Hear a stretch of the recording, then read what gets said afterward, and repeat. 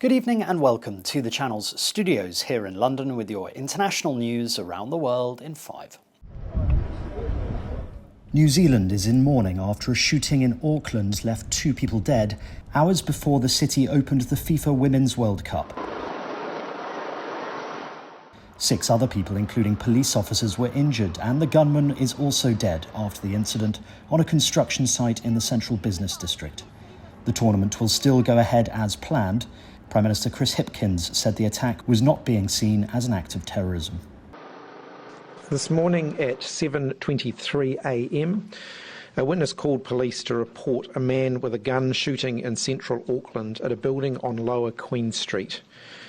At 7:34 a.m, police arrived on the scene and the Armed Defenders Squad arrived there 4 minutes later.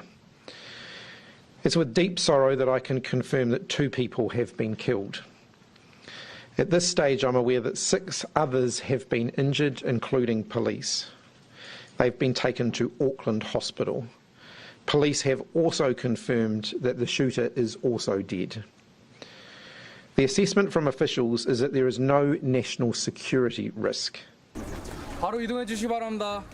The US says North Korea is not responding to attempts to negotiate the release of a US soldier who fled over its heavily armed border.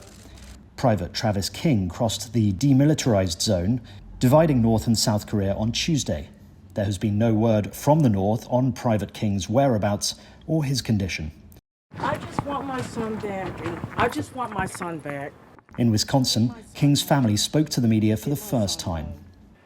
And pray that he comes back. We understand the gravity of the situation. It's a very massive and unfortunate thing.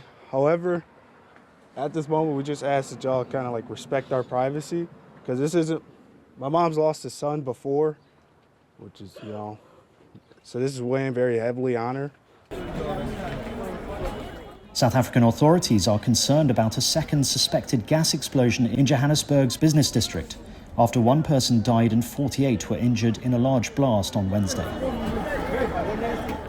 Videos show a main road split wide open from the force of the explosion, with several vehicles blown onto their side. Officials have pleaded with the public to stay clear of the area. It is unclear what led to the explosion, but officials suspect an underground gas pipe is responsible. Wheat prices have risen sharply on global markets after Russia said it would treat ships heading to Ukrainian ports as potential military targets. Moscow pulled out of a UN deal on Monday that ensured safe passage for grain shipments crossing the Black Sea. For the past 3 nights, Russia has bombarded Ukraine's grain facilities in Odessa and other cities. Moscow also warned that from Thursday, any ships going there would be seen as siding with the Kyiv regime. This is going to make our ability to feed hungry people that much more difficult. Already, there are 80 million people in the region who are acutely food insecure. A whole range of factors are driving that. It's conflict, it's climate, it's the economic shocks, and of course it's the hangover from COVID. This suspension of the initiative will just exacerbate what is already a terrible situation. The head of the Wagner mercenary group, Yevgeny Prigozhin, says they will continue to fight in African countries where they are already present. Ever since Mr. Prigozhin mounted a failed mutiny in Russia last month and was banished to Belarus, there have been questions over Wagner's future. It comes as the Belarusian Defense Ministry said mercenaries from the group had started to train Belarusian special forces at a military range just a few miles from the border with NATO member Poland. And German authorities are searching for what they believe is a wild lioness that was reportedly spotted in the southwestern outskirts of Berlin. Authorities were first alerted to the animal's presence after several people, including a police officer, saw it chasing a boar.